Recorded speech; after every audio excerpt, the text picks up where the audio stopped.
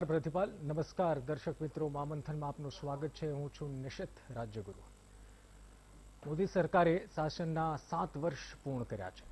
સરકારના 7 વર્ષના શાસનની ભાજપે ઉજવણી કરી, ઉપલબ્ધિઓને લોકો સુધી પહોંચાડવા જાગૃતિ અભિયાનો પણ કર્યા। છેલ્લા 7 વર્ષની અંદર મોદી સરકારે અનેક ઉતાર ચઢાવ પણ જોયા અને કેટલાક એવા નિર્ણયો પણ લીધા જેનાથી મોદી સરકારનો જય જયકાર પણ થયો। તો ક્યાંક સરકારના નિર્ણયોથી હાહાકાર પણ મચ્યો।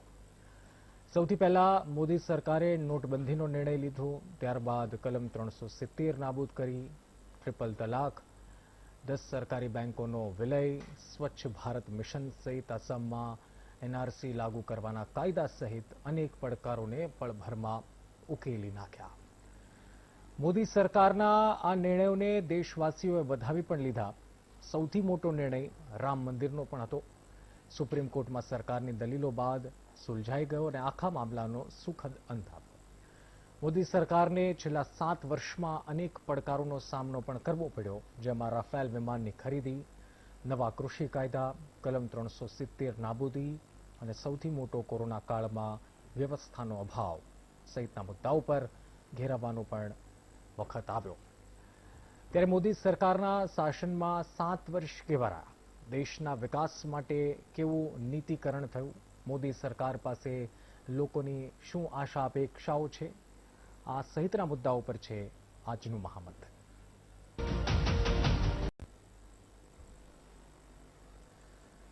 તો મહામંથનની શરૂઆત આપણે કરીએ તો 2014 જો ઘણું બધું જોયું છે આપણે, નોટબંધી જોઈ, કાળા નાણાં પર રોક લાગશે, ઘણું બધું આપણે સાંભળ્યું, સર્જિકલ સ્ટ્રાઇક। એટલે એક વાત તો છે કે આપણે જે દ્રષ્ટિકોણ છે એમાં થોડો બદલાવ આવ્યો, આતંકવાદ સામે લડવામાં થોડો બદલાવ આવ્યો આપણે જોયું। પછી આપણે જોયું જીએસટીથી હજી ઘણા કમ્પ્લેન કરે છે, હમણાં જીએસટીના નંબર આ કોરોના ટાઈમમાં ઘણાએ પાછા કરી દીધા।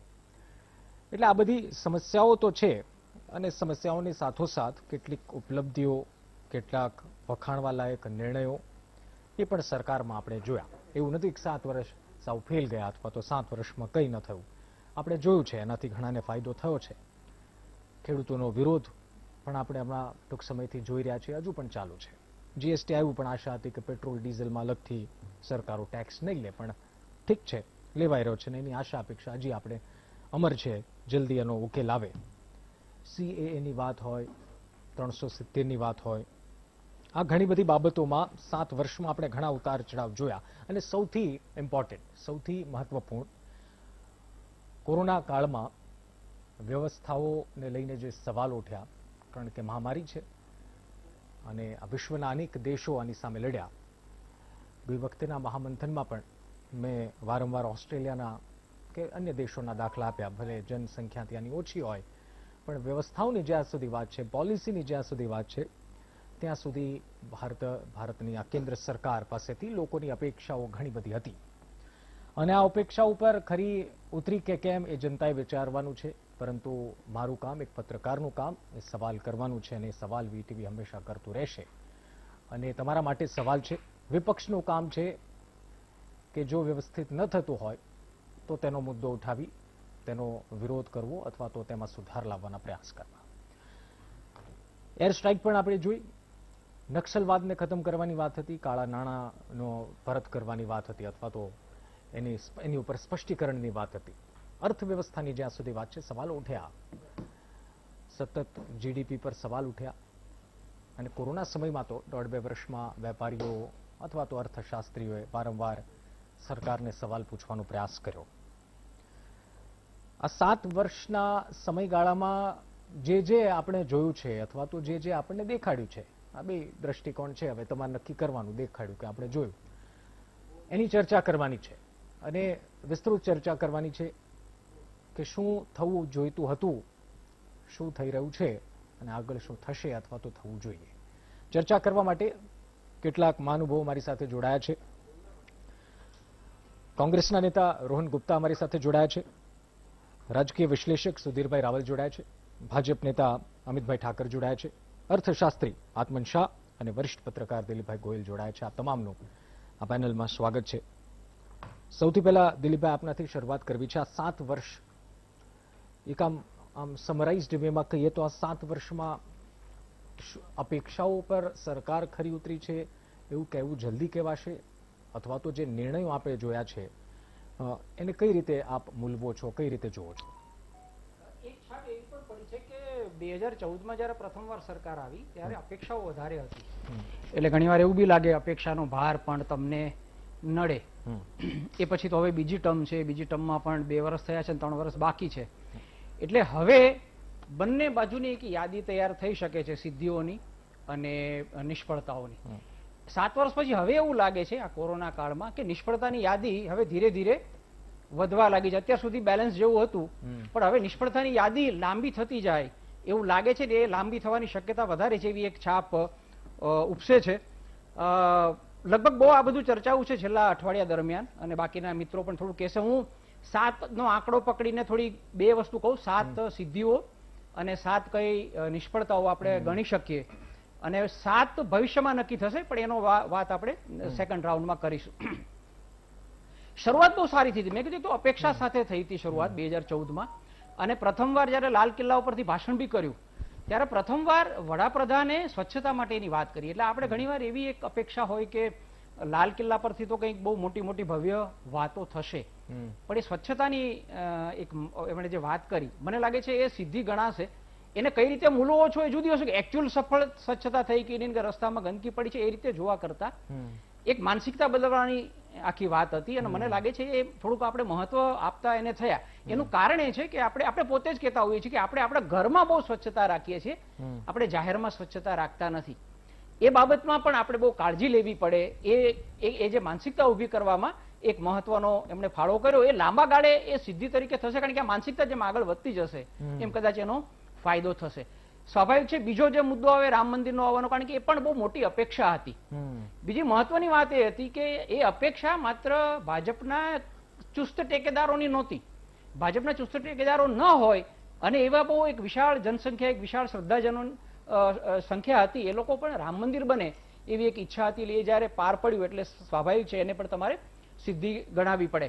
કલમ 370 અને લદાખ અલગ કર્યું એ બી બહુ અગત્યનું હતું, જે બહુ વર્ષો પહેલા કરવાની જરૂર હતી, એ મોડું થયું. કોંગ્રેસે ખોટું કર્યું એવી બાબતમાં આપણે નથી પડવું, કારણ કે ત્યારે એની એક જરૂરિયાત હતી એટલા માટે કર્યું હતું, પણ પછી જયારે એની જરૂરિયાત નહોતી ત્યારે આડકતરી રીતે એને ડાયલ્યુટ કરવામાં આવી હતી, પણ એને કાઢી નાખવાની જરૂર હતી. એ ન થયું, એની પાછળ રાજકારણ છે. પણ ટૂંકમાં કહી દઉં કે એ સિદ્ધિમાં ગણાશે. લદાખને અલગ કેન્દ્ર શાસિત પ્રદેશ કર્યો એ પણ એક એને ગણાશે. સર્જિકલ સ્ટ્રાઇક એ પણ લાંબા ગાળે સફળતા અને સિદ્ધિ ગણાશે, કારણ કે એને આપણી એક મેજર પોલિસી ચેન્જ હતો. આપણે સરહદે ખાલી એ શસ્ત્ર વિરામનો ભંગ કરે તો આપણે પણ ભંગ કરતા હતા, આપણે આપણી હદમાં રહીને જ કામ કરતા હતા. આપણે જયારે યુદ્ધ થયું કારગિલનું ત્યારે પણ આપણે બહુ સંયમ સાથે એર પાવરનો પણ ઉપયોગ ન કર્યો. એ ઘણીવાર યુદ્ધમાં તમે ક્યાં સુધી નીતિમત્તા કે ક્યાં સુધી તમે નિયમ પ્રમાણે કરો, જયારે તમારો દુશ્મન બહુ અનીતિ વાળો હોય ત્યારે. એટલે એક જે મેજર પોલિસી ચેન્જ કરવાની જરૂર હતી એ થઈ શકી અને એની સફળતા પણ મળી. એને પણ આપણે ચોક્કસ ગણી શકાય. જનધન ખાતા ખોલાવ્યા એ અગત્યનું છે. પછી એમાં પૈસા રહ્યા કે ન રહ્યા, ખાલી પડ્યા એ નહીં, પણ એક મોટી સંખ્યામાં લોકોના બેંકના ખાતા ખોલ્યા એ એક અગત્યની વાત હતી, કારણ કે લોકો બેન્કિંગ સુધી પહોંચતા નહોતા. એટલે એને મને લાગે છે ગણાય. અને એની સાથે હું ઉજ્જવલા યોજનાને પણ સાથે લઈ લઈશ, કારણ કે એમાં બહુ સિમ્પલ કરવાનું હતું અગાઉની સરકાર. કાલે તમારા લોખંડના બાટલા વધારે બનાવતા, આપણે ગેસ હતો આપણે બાળી નાખતા હતા, પણ એટલું બી ન થઈ શક્યું કારણ કે નાના પાયાની વાત હતી. બીજું મનરેગાને શરૂ રાખ્યું, એને પણ મને, કારણ કે મનરેગાની ટીકા બહુ કરી હતી, પણ લાગ્યું કે કરવું પડશે ત્યારે કરવામાં આવ્યું. એટલે હું એને એ અર્થમાં બી કહીશ કે એ ડાપણનું કામ કર્યું, કારણ કે એને કારણે આજે બી આપણને ફાયદો થયો છે. નોટબંધી બી પછી થયો હતો ને, અત્યારે કોરોનામાં ફાયદો થયો. 5 થયા. છઠ્ઠું અત્યારે જે બહુ ચર્ચામાં છે બેન્કિંગ સુધારા. હજી એનો અમલ શરૂ થયો છે અને એના પરિણામ નથી દેખાયા, પણ કોશિશ થઈ છે. બેન્કરપ્સી માટેનો પણ કાયદો આવ્યો, ડિજિટલ પેમેન્ટ માટે પણ કોશિશ થઈ, બેંકોનું કોન્સોલિડેશન માટેની પણ કોશિશ થઈ, અને ડાયરેક્ટ બેનિફિટ જે ટેકનોલોજીને કારણે આપણને ફાયદો થાય છે. ટેકનોલોજી અગાઉથી અગાઉની સરકાર પણ લાવી હતી, એનો મહત્તમ ઉપયોગ, જે મનરેગાનો પણ કન્ટિન્યુ કર્યું એ રીતે અગાઉની ટેકનોલોજી આવી ગઈ હતી એને સારો, એ બધી બેન્કિંગ સાથે જોડાયેલી બાબતો જેને સુધારા કરવા માટેના છે.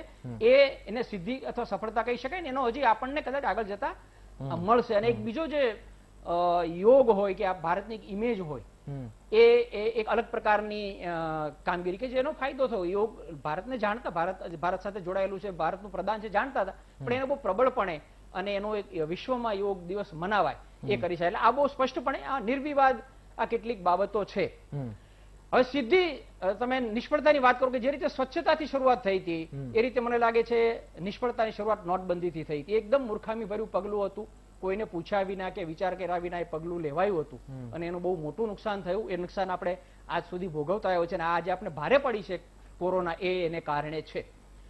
એ પછી એ જ ઉતાવળમાં જીએસટીમાં ઉતાવળ અને આયોજનનો અભાવ, બે વસ્તુ દેખાય છે. આયોજનનો અભાવ એક દાખલો આપીને કહું કે જ્યારે તમે મોટા પાયે ઓનલાઈન કોઈ પણ કરો ત્યારે તમારે સર્વરની કેપેસિટી વધારે કરવી પડે. તમારી સર્વરની કેપેસિટી ન હોય એટલે તમારું ફોર્મ અપલોડ ન થાય. એ બહુ ચીડ ચડે એવી વાત છે. આજે જે રસીકરણ માટે રજીસ્ટ્રેશન કરાવવાનું છે ત્યારે લાખો લોકો એક સાથે આવે ત્યારે એમાં પ્રોબ્લેમ ખાલી એટલો છે કે તમે સર્વરની કેપેસિટી નથી બરાબર રાખી, વિચાર્યું, આયોજન નહોતું કર્યું કેટલા લોકો એક સાથ કરે. એટલે એ મોટો, અને પછી નોટબંધી પછી તરત આવ્યું, એને કારણે નુકસાન થયું. એને કારણે જે ત્રીજી મોટી નિષ્ફળતા જે આજ સુધી છે એ અર્થતંત્રની છે. અર્થતંત્રની બાબતમાં ટેલેન્ટનો અભાવ નરેન્દ્ર મોદીની પહેલા 5 વર્ષમાં હતો અને આ 2 વર્ષમાં પણ હતો. અરુણ જેટલી સારા નેતા કહેવાય, સારા એડવોકેટ પણ કહેવાય, ભાજપને ઉપયોગી પણ કહેવાય, પરંતુ એને સારા નાણાપ્રધાન તમે ન કહી શકો. અત્યારના જે નાણાપ્રધાન છે મોટે ભાગે જવાબો આપવા પડે તો બી અધિકારીઓ સામે જોતા હોય છે. અને એ સિવાય રઘુરામનને જવા દી, જૂની હતી, પણ ઉર્જિત પટેલ હોય કે પનગડિયા હોય કે બીજા ઘણા બધા જે ભાજપની નજીક ગણાતા હતા એ લોકો છોડીને જતા રહ્યા, કારણ કે જે પદ્ધતિથી કામ થતું એમાં ટેલેન્ટ કામ નથી કરી શકતી, એટલે એ કહી શકાય. એ બધાનું પરિણામ એ આવ્યું કે બેરોજગારીથી કેટલીક જગ્યાએ રોકાણ પણ આવ્યું, કેટલીક જગ્યાએ આપણે ઉત્પાદન વધારી બી શક્યા, નવી ઇન્ડસ્ટ્રી પણ લાવી શક્યા, ઘણી જગ્યાએ એફડીઆઈ ની છૂટ આપી તો ત્યાં પણ નવું આવ્યું, પણ સર્વિસ સેક્ટર બી થોડુંક આગળ વધ્યું. પણ એ ઇન્વેસ્ટમેન્ટ એવી રીતે થયું કે 1 લાખ કરોડનું ઇન્વેસ્ટમેન્ટ થાય એની સામે કેટલી રોજગારી ઉભી થવી જોઈએ, એ ન થઈ શકો, બેરોજગારી વધી. એટલે એ ચોથી મોટી નિષ્ફળતા કહેવાય. એ પછી તમે વાત કરો તો મોંઘવારી, જે મધ્યમ વર્ગને સૌથી નડે છતાં મોંઘવારી કોઈક ને કોઈક રીતે વધતી રહી છે.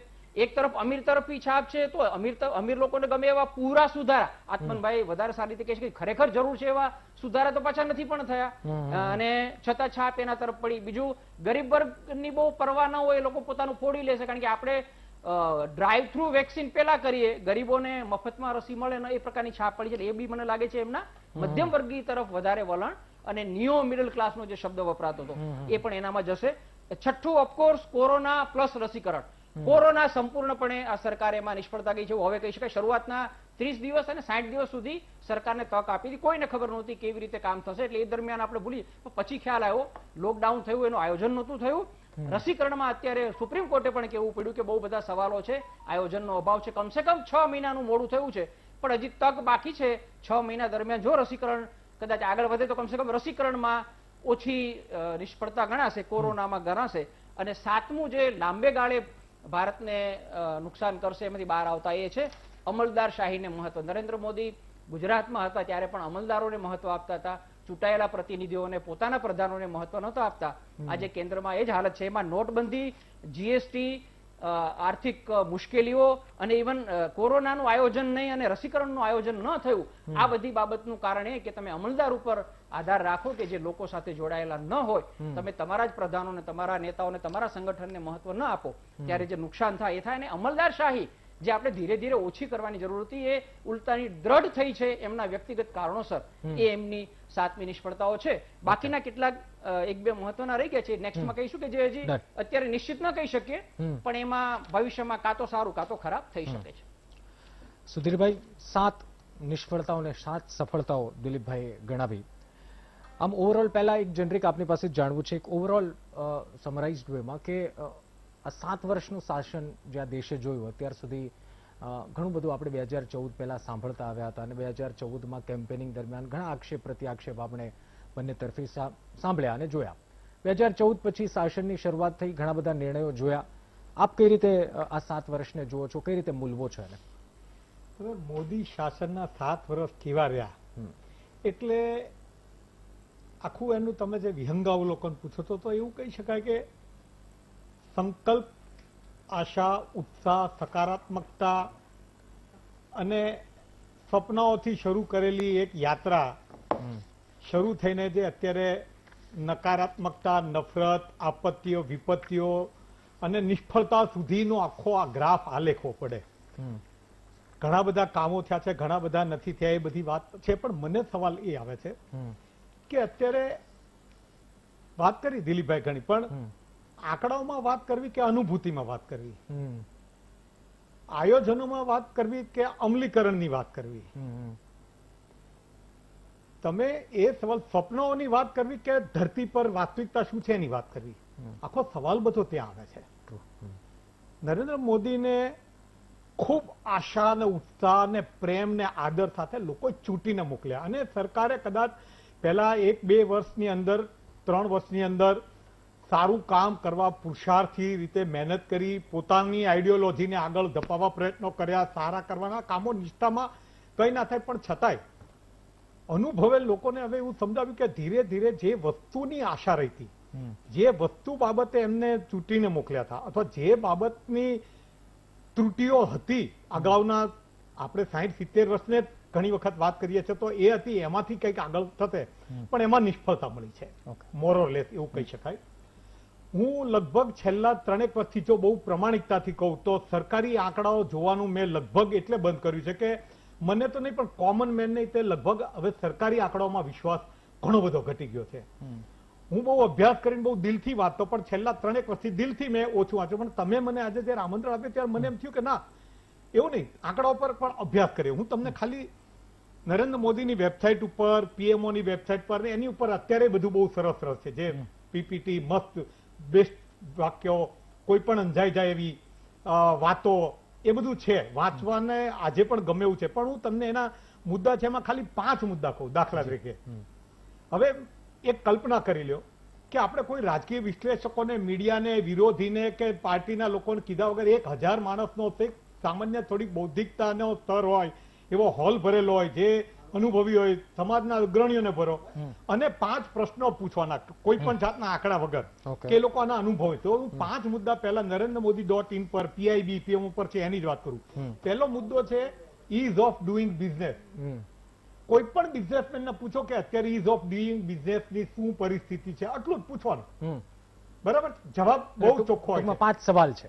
ના, હું 5 બે લીટીમાં કહું. 5 સવાલ છે, 5 મુદ્દા પીએમઓની વેબસાઇટ પર પહેલા છે એની જ વાત કરું છું. મેં નથી પસંદ કર્યા. હું 5 મુદ્દા હું તમને આમાં જોઈને કહું છું. Ease of doing business. બીજું છે ઇઝ ઓફ લિવિંગ. તો અત્યારે જીવવું કેટલું આસાન છે, કેટલું દુષ્કર છે, કેટલું સુખ ભર્યું છે, લોકોને પૂછી લો. આવા આંકડાઓમાં જવા દે, લોકોને ખાલી અનુભૂતિની વાત કરો. ત્રીજું પૂછે એલિમિનેટિંગ કરપ્શન, ભ્રષ્ટાચારની નાબૂદી. સામાન્યમાં સામાન્ય માણસે પૂછો કે ભ્રષ્ટાચારની સ્થિતિ 5-7 વર્ષ પહેલા શું હતી, પણ એ ખરાબ થઈ છે, ઓછી થઈ છે કે ભયંકર વધી ગઈ છે? આપણે આપણા અભિપ્રાયને છોડો, બાજુમાં જ મૂકી દો. ચોથું છે એમ્પાવરિંગ યુથ ઓપોર્ચ્યુનિટી. કેટલા બધા સરસ વાતો છે. યુથને અવસર મળે કમાવાની, આગળ વધવાની તક, તો એની શું પરિસ્થિતિ તમે યુવાનોને પૂછી લો. હેલ્થ ફોર ઓલ, તબિયત, હેલ્થ સારી રહે એના માટેનું. દિલીપભાઈ કીધું ઇન્ફ્રાસ્ટ્રક્ચરની બાબતની અંદર કે 1 વર્ષની અંદર કોરોનાની શું હાલત છે. કોરોના એટલું જ વસ્તુ નથી કે જેના કારણે દેશ દુઃખી થઈ ગયો, પણ મુદ્દા એ છે કે સરકારની ચારે બાજુ નિષ્ફળતા એટલી બધી છે કે હવે સફળતાની ઘણી ગાથાઓ છે ને, એ ગાવાનું મન જ નથી થતું. ના, હજી મારી વાત છે, કોઈ સમયની મર્યાદા હોય તો હું પછી વાત કરીશ. ના, આપ પછી પણ કન્ટિન્યુ કરી શકો, પણ આપ જવાબ કમ્પ્લીટ કરો.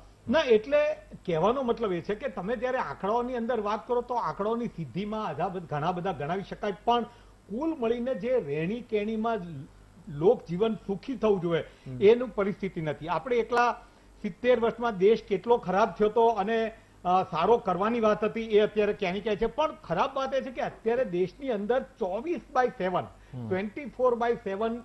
રાજકારણની વાત છે. આ તકલીફો કોઈ એક વ્યક્તિને, એક પક્ષને લીધે કે રાજકારણી લીધે જ નથી થઈ. આખા દેશમાં જે માહોલ થયો છે એ અત્યારે ટોટલ ચૂંટણીનું સત્તાકારણની વાત થઈ છે, સેવા બેવાની વાત નથી. નફરત છે એક બાજુ, રાજકીય લોકો અંદર એટલા બધા છે. અને કોરોના પછી તો છે અત્યારે તમે જો જે દુર્દશાની અત્યારે છેલ્લા 2 મહિનાથી મીડિયામાં બધે જોવા મળે છે, ડિજિટલ મીડિયા ઉપર ખાસ, જે ટીવી ચેનલમાં તો હજી ઘણું બધું નથી જોયું. 80% વસ્તુ એમને ફેબ્રિકેટેડ ને સારી જ વસ્તુ જોવા મળે છે, આયોજિત રીતે, હેડલાઇન મેનેજમેન્ટ રીતે. પણ જે વાસ્તવિકતા છે એ એટલી બધી દારૂણ છે, એટલી બધી કઠિન છે કે હવે હવે જે હું કહું છું અગત્યનું છે, સામાન્ય માણસનો જે વિશ્વાસ હતો મોદી સરકારની અંદર કે વડાપ્રધાનની અંદર, Okay. જે આદર હતો, પ્રેમ હતો, એમાં એટલું બધું ધોવાણ થયું છે કે કદાચ આવી ડિબેટોની અંદર કદાચ કોઈ સારી વાત સાચી બે ચાર દિલથી કહેવી હોય ને તો એક વખત એમ કહેવાય કે પ્રાયોરિટી આ છે કે બીજી છે. ઓકે, ઘણી બધું કહી શકાય એમ છે, પણ મને એટલે ભાવનાત્મક રીતે શરૂઆત ખૂબ સારી, હા, ખૂબ સાચી વાત. શરૂઆત ખૂબ સારી થઈ, અપેક્ષાઓ ઘણી હતી. ઠીક છે, આત્મન શાહ છે. આત્મન, અર્થવ્યવસ્થાની વાત કરવી છે, જાણવું છે સ્થિતિ. 7 વર્ષ, આમ તો જીડીપી આપણે દર વર્ષે સાંભળીએ છીએ, એની સ્થિતિ વિશે પણ અવલોકન આપ કરતા હશો, એનું સ્ટડી કરતા હશો એની સ્થિતિ ઉપર. 7 વર્ષમાં અર્થશાસ્ત્રી તરીકે આપ શું બદલાવ જોયા, અથવા તો શું મુશ્કેલી જોઈ, શું સફળતાઓ જોઈ? જ્યારે આપણે અર્થશાસ્ત્રની અથવા તો આર્થિક વિકાસ કે આર્થિક વૃદ્ધિની વાત કરીએ ત્યારે એના પેરામીટર્સ કયા છે એ જો આમ તો ઘણા બધા પેરામીટર્સ છે, પણ મુખ્ય રીતે શું હોય છે તો કે જીડીપી નો વૃદ્ધિ દર કેટલો રહ્યો, બેકારીમાં શું વધારો ઘટાડો થયો, ગરીબીનું શું થયું, થોડુંક વધારે જો એને એક્સપાન્ડ કરીએ તો શિક્ષણ અને આરોગ્યના ક્ષેત્રમાં શું થયું વગેરે જેવી બાબતોને આપણે લઈએ. તો સૌથી પહેલા હું જીડીપી ની વાત કરું. જે સામાન્ય માણસ છે કે અથવા તો જે અર્થશાસ્ત્રને જાણતા નથી, જીડીપી એટલે શું તો કે દેશની અંદર જે લોકો રહે છે એ લોકો જે ઉત્પાદન કરે છે એનું નાણાકીય મૂલ્ય. એટલે સ્વાભાવિક છે કે જો જીડીપી વધે અથવા તો જીડીપી નો વૃદ્ધિ દર વધે તો એનો મતલબ એ કે દેશની અંદર જે ઉત્પાદન થઈ રહ્યું છે તેના નાણાકીય મૂલ્યમાં વધારો થઈ રહ્યો છે. એની માપવાની પદ્ધતિઓમાં જે ચર્ચાઓ ઊભી થઈ 2014માં મોદી સરકારે એની પદ્ધતિ બદલી નાખી, એનો વિવાદ થયો, પણ એમાં આપણે નથી પડતા. 2016 થી વૃદ્ધિ દર, જીડીપી નો વૃદ્ધિ દર સતત ઘટી રહ્યો છે. તમે જુઓ 2016 8.3%, 2017 7%, 2018 6.1% અને 2019 4.2%. ભારતના સ્વતંત્ર ભારતના ઇતિહાસમાં પહેલી વખત એવું બન્યું હશે કે સળંગ 5 વર્ષ સુધી જીડીપી નો વૃદ્ધિ દર ઘટ્યો છે. બરાબર, હું 2020-21 નથી લેતો કારણ કે આપણે કોરોના મહામારીને કારણે ઘટ્યો છે એટલે એને આપણે અત્યારે બાદ રાખીએ છીએ, કારણ કે જો એ ગણીએ તો એ માઇનસમાં જાય છે, પણ એ સ્વાભાવિક છે કે દરેક દેશમાં અત્યારે એ પરિસ્થિતિ છે. એટલે જીડીપી નો વૃદ્ધિ દર ઘટતો રહ્યો છે. બીજી વાત કરીએ આપણે અનએમ્પ્લોયમેન્ટ એટલે કે બેકારીની, તો 2017-18માં ફરીથી એક વિવાદ ઉભો થયો. જે રિપોર્ટ હતો અનએમ્પ્લોયમેન્ટ ઉપર એ રજૂ ન થવા દીધો અને સેન્ટ્રલ સ્ટેટિસ્ટિકલ ઓફિસના 2 લોકોએ રાજીનામું આપ્યું. તેમાં એવું સ્પષ્ટ છે કે 45 વર્ષમાં સૌથી વધુ બેકારીનો દર એ 2017-18 એટલે એ વખતે નોંધાયો છે, જે 6 થી 7% આસપાસ હતો. તે પહેલા ભારતની અંદર સરેરાશ બેકારીનો દર 2 થી 3% આસપાસ રહેતો હતો. હવે સરેરાશ બેકારીનો દર લગભગ 5% થી ઉપર જોવા મળે છે. એટલે બેકારી પણ દેશની અંદર વધી છે, તેમાં કોઈ બેમત નથી.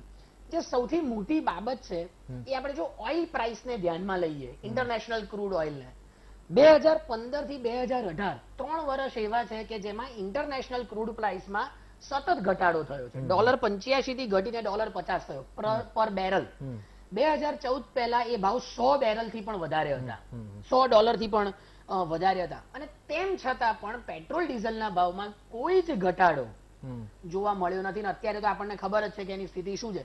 પણ ફરી એકવાર હું 2020 નું વર્ષ બાદ કરું, કોરોનાનું વર્ષ બાદ કરી, અત્યારે એક એવી દલીલ છે કે સરકાર પાસે આવક ઉભી કરવાના સાધન નથી, માટે પેટ્રોલ ડીઝલ ઉપર ટેક્સ નાખીને એ આવક ઉભી કરે છે. પણ 2020 નું વર્ષ બાદ કરીએ તો એ પહેલા પણ પેટ્રોલ અને ડીઝલના ભાવમાં વધારો નોંધાયો છે. એટલે એ બાબતને એટલે સરકાર એ લાભ જે ઇન્ટરનેશનલ ક્રૂડ ઓઇલના પ્રાઇસ ઘટ્યા એના લાભ સામાન્ય માણસ સુધી પહોંચાડવામાં નિષ્ફળ ગઈ જેવું આપણે ચોક્કસ કહી શકીએ. જે બીજી એક આખી ચર્ચા ઉભી થઈ એ $5 ટ્રિલિયન ઇકોનોમીની કે 2024-25માં, અને કોરોના આવ્યો એટલે એક આબાદ બચાવ થઈ ગયો છે કે કોરોનાને લીધે હવે 5 ટ્રિલિયન ઇકોનોમી નહીં થાય. પણ મારો એક એવો અંદાજ છે કે જો કોરોના ન આવ્યું હોત તો પણ 2024-25 સુધીમાં $5 ટ્રિલિયન થવું શક્ય જ નથી.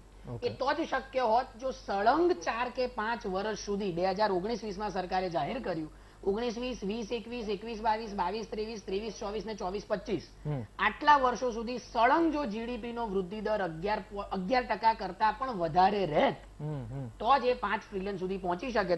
પણ જીડીપી ના આંકડા આપણે જોઈએ છે કે 4% ની આસપાસ 2018માં હતો, એટલે એ શક્ય જ નહોતું. 2 બાબતોનો ઉલ્લેખ ખાસ થયો અને જેના કારણે આર્થિક વૃદ્ધિ દર ઘટ્યો. એમાંના 2 એ મેનમેડ છે. અને એક આપણે નેચરલ ડિઝાસ્ટર કહીએ જે કોરોના, જે બે મેનમેડ એનો ઉલ્લેખ થયો, ડિમોનેટાઇઝેશન અને જીએસટી. જીએસટી લોકો માટે સારું છે, ઉદ્યોગો માટે પણ સારું છે, એમાં કોઈ જ બેમત નથી. સવાલ એના ઇમ્પ્લિમેન્ટેશન કેવી રીતના કરવામાં આવ્યું, એની જે ટેકનિકાલિટી ઊભી થઈ. તમે જો શરૂઆતમાં જુઓ, જ્યારે જીએસટી દાખલ કરવામાં આવ્યો ત્યારે સતત દર અઠવાડિયે એના દરોમાં ફેરફાર થાય. એટલે આજે સોના ઉપર 8% હોય તો પછી અઠવાડિયું રહીને કે મહિના રહીને 2% થઈ જાય, બીજી કોઈ વસ્તુ પર 18% હોય તો એ 12%ના સ્લેબમાં આવી જાય. એ જે સતત ફેરફારો થતા ગયા એના કારણે જે કન્ફ્યુઝન ઊભું થયું, એડમિનિસ્ટ્રેશનની સમસ્યાઓ ઊભી થઈ, એના લીધે બજારની અંદર લોકોને જે વિશ્વાસ હોય, જેને આપણે કન્ઝ્યુમર કોન્ફિડન્સ ટેકનિકલ ટર્મમાં કહીએ છીએ, એમાં ખૂબ મોટો ઘટાડો આવ્યો. અને ડિમોનેટાઇઝેશન, અચાનક રાતોરાત 84% કરન્સી, અને એ પણ એવો દેશ કે જેમાં ગરીબી આટલી બધી વધારે છે, 90% કરતા પણ વધારે વર્કફોર્સ એ ઇન્ફોર્મલ સેક્ટર એટલે કે અસંગઠિત ક્ષેત્રમાં છે, લાખો દૈનિક પગારદારો છે, લાખો લોકોના બેંક એકાઉન્ટ નથી. એવા દેશમાં અચાનક તમે 84% નોટો પાછી ખેંચી લો અને એ જે 3 હેતુ હતા એમાંનો એકે હેતુ સિદ્ધ ન થાય. બરાબર. પછી ડિજિટાઇઝેશન થાય ને એ બધું તો પાછળથી ઉમેરવામાં આવ્યું. જે મુખ્ય 3 હેતુ હતા કે આતંકવાદ નાબૂદી થશે, કાઉન્ટરફીટ કરન્સી નહીં આવે ને, એ ઉદ્દેશો નથી થયા. હું તમને આરબીઆઈ નો રિપોર્ટ 2020-21 જે હમણાં જ એન્યુઅલ રિપોર્ટ પબ્લિશ થયો છે મારા ખાલી અઠવાડિયા પહેલા, એમાં જ છે કે 2020-21માં નવી જે 500 રૂપિયાની નોટ છે એ જે નકલી પેદા થાય છે અથવા તો નકલી ઉત્પન્ન, એમાં 31%નો વધારો થયો છે.